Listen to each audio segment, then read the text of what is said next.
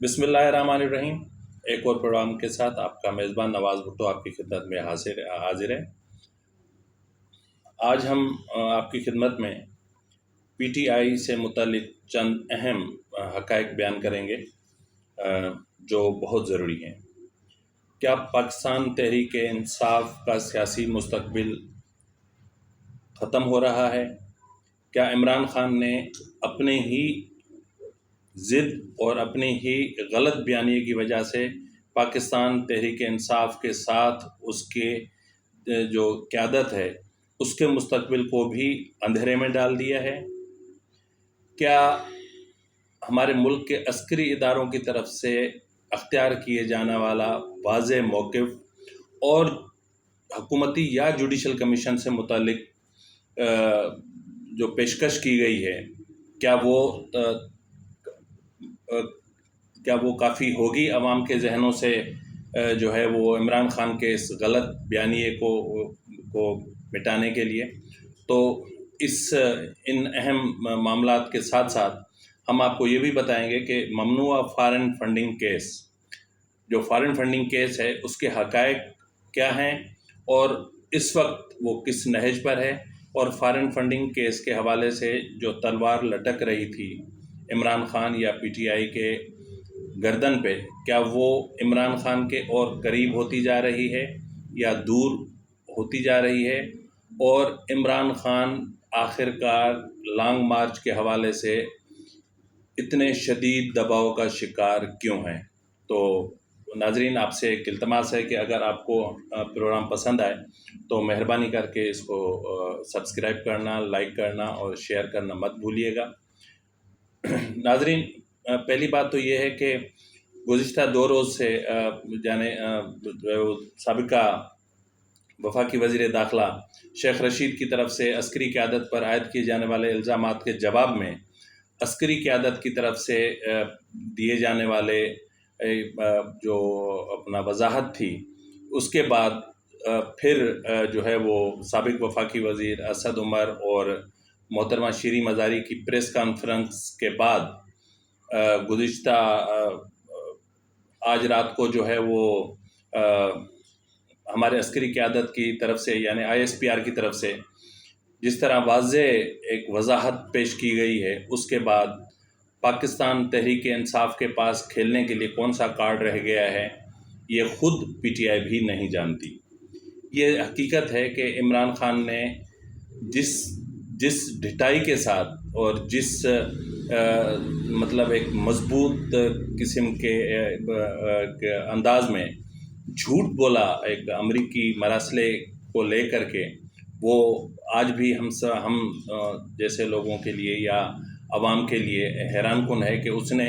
झूठ को इतनी पुख्तगी से पेश किया कि वो सच लगने लगे। तो आज जो DG ISPR की तरफ से वजाहत पेश की गई है, जिसमें वाज़े तौर पर कहा गया है कि अगर हुकूमत कोई कमीशन बनाता है या इस अमरीकी मरासले की साजिश के हवाले से कोई जुडिशल कमीशन बनाया जाता है, तो अस्करी इदारा जो है वो उसके साथ मुकम्मल ताउन करेगा। उन्होंने वाज़े किया है कि इस हवाले से होने वाले दोनों नेशनल सिक्योरिटी काउंसिल के इजलासों में ऐसी कोई बात नहीं की गई थी, ना ही किसी साजिश का जिक्र किया गया था और ना ही कोई साजिश सामने आई थी। ताहम किसी के अंदाज़ों या किसी के जो है वो मौक़िफ़ की तायीद कोई इदारा नहीं कर सकता। तो हर कोई अपना बोझ खुद अपने ही कांधों पर उठाता है। तो इसी सूरत हाल में मेरे ख़्याल में कि आवाम के जहनों में ये बात अब वाज़ेह हो जानी चाहिए कि इमरान खान का अमरीकी जो मरासले से मुतालिक जो बयानिया था वो महज एक झूठ था। तो हम सबके बड़े अक्सर कहा करते थे, एक मुहावरा है कि झूठ को इतनी पुख्तगी से बोलो कि वो झूठ नहीं बल्कि वो आवाम को सच लगने लगे। तो इमरान खान ने भी इस अमरीकी मरासले की आड़ लेकर इस झूठ को इतनी पुख्तगी से और इतनी बार दोहराया कि आवाम को ये सच लगने लगा था कि शायद अमेरिका ने ही उनकी हुकूमत गिराई है, جبکہ حکومت انہوں نے خود اپنے ہاتھوں سے اور ان کی پالیسیوں کی وجہ سے اور ان کی پالیسیوں کے نتیجے میں پیدا ہونے والی صورتحال کی وجہ سے ختم ہوئی ہے۔ تو بہرحال اس حوالے سے تو بہت سارے اینکرز، یوٹیوبرز، ویلاگرز سب بات کر چکے ہیں، ہم اس موضوع پر نہیں جانا چاہتے، لیکن ہم آپ کو اتنا ضرور آگاہ کریں گے کہ اس وقت عمران خان شدید دباؤ کا شکار ہیں، اور وہ دباؤ پارٹی کے اندر سے اٹھ رہا ہے، اور امریکی مراسلے اور جو ایشوز عمران خان نے اٹھائے ہیں، جس طرح اداروں میں تصادم پیدا کرنے کی کوشش کی یا جس طرح ان میں ایک تقسیم پیدا کرنے کی کوشش کی، اس کے بعد اپنے ساتھ اور اپنی جماعت کے ساتھ اپنی سینئر قیادت کے مستقبل کو بھی داؤ پر لگا دیا ہے۔ تاہم موجودہ صورتحال کو دیکھتے ہوئے یہ کہنا کوئی بڑی بات نہیں ہے کہ عمران خان کا سیاسی مستقبل اب محض اپوزیشن سے زیادہ نہیں رہا ہے۔ تو اس کے علاوہ جو چیز یا جو خبر ہم آپ کے ساتھ شیئر کرنا چاہ رہے تھے، یا جو اطلاعات ہم آپ کے ساتھ شیئر کرنا چاہ رہے تھے، وہ تھی اپنا فارن فنڈنگ کیس کے حوالے سے۔ تو فارن فنڈنگ کیس میں آج بلاخر 8 سال کے بعد بلاخر پی ٹی آئی کے آخری وکیل یعنی انور منصور صاحب نے دلائل مکمل کر ہی لیے۔ تو کہنے کی بات یہ ہے کہ 8 سال لگے اس معاملے پر، تو اس کے حوالے سے ہم چند حقائق آپ کے سامنے پیش کرنا چاہ رہے ہیں۔ پی ٹی آئی کے وکیل انور منصور نے ممنوع فنڈنگ کیس المعروف فارن فنڈنگ کیس میں دلائل مکمل کر لیے ہیں، تاہم اس کیس کے مدعی اکبر ایس بابر کی طرف سے جواب الجواب پیر کے روز دیے جائیں گے، جو انتہائی مختصر ہوں گے، جس کے بعد فیصلہ محفوظ کر لیا جائے گا۔ دلائل مکمل کرتے ہوئے بھی پی ٹی آئی کے وکیل نے الیکشن کمیشن میں ایک درخواست دائر کی ہے، جس میں کہا گیا ہے کہ P T I foreign funding case کا فیصلہ دیگر جماعتوں یعنی پاکستان پیپلز پارٹی اور نون لیگ کی فارن فنڈنگ کے حوالے سے جو کیسز زیر سماعت ہیں، اس کا فیصلہ بھی ان کے ساتھ سنایا جائے، جس پر الیکشن کمیشن نے فیصلہ محفوظ کر لیا ہے۔ پی ٹی آئی کی ممنوع فنڈنگ کیس کی نومبر 2014 سے لے کر اس وقت تک یعنی 8 سال کے دوران 190 ہیئرنگز ہوئیں۔ پی ٹی آئی نے 9 وکیل تبدیل کیے، 50 ایڈجرنمنٹ مانگی، جبکہ سماعت پر اثر انداز ہونے کے لیے مختلف عدالتوں میں 9 آئینی درخواستیں دائر کی گئیں اور حکم امتناع حاصل کرنے کی کوشش کی گئی، اور مسلسل تاخیری حربے استعمال کرنے کی کوشش کی گئی تاکہ کیس پر کسی طریقے سے اثر انداز ہوا جا سکے۔ پی ٹی آئی کے اکاؤنٹس کی چھان بین کے لیے مارچ 2018 میں ایک اسکروٹنی کمیٹی تشکیل دی گئی، جو صرف 1 ماہ کے لیے تھی، یعنی اس کمیٹی کو ہدایت جاری کی گئی تھی کہ وہ 1 ماہ میں اپنی چھان بین مکمل کر کے الیکشن کمیشن کو اپنی رپورٹ پیش کرے۔ تاہم پی ٹی آئی کی طرف سے مسلسل تاخیری حربے استعمال کیے جانے کی وجہ سے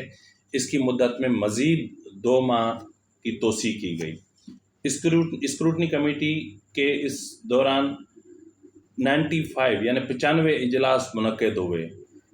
24 مواقع پر پی ٹی آئی نے مختلف وجوہات کی بنا پر ایڈجرنمنٹ مانگی۔ پی ٹی آئی کو 20 مرتبہ اسکروٹنی کمیٹی کی طرف سے باضابطہ طور پر لیٹر جاری کرتے ہوئے دستاویزات اور تمام اکاؤنٹس کی تفصیلات جو آڈٹ شدہ ہوں جمع کروانے کے لیے کہا گیا، لیکن پی ٹی آئی نے عمل نہیں کیا۔ 2 جون 2020 کو الیکشن